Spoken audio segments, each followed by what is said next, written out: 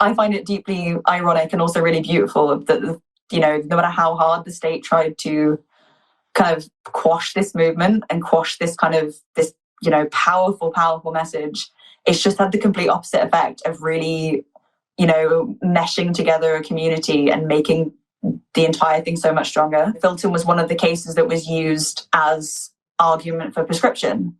They used it as an argument saying, oh, look, there was, you know, it's a violent group because violence took place at Filton and these two other occasions, which is why I think aggravated burglary was such a sticking point for them, was because they needed this charge.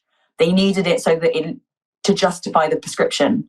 We've been the guinea pigs throughout, I think the six of us, because we were always the first trial. We were, you know, the ones that were allegedly in the building. And not only just guinea pigs specifically for us in this trial in comparison to our co-defendants, but also in this new vein of kind of trying to prosecute protesters so aggressively.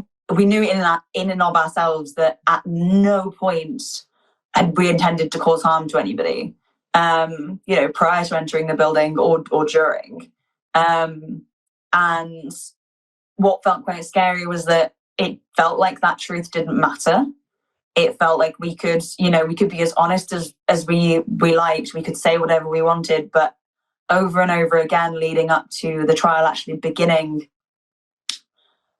there were so many examples of things that should have happened, the way that the legal process should have worked.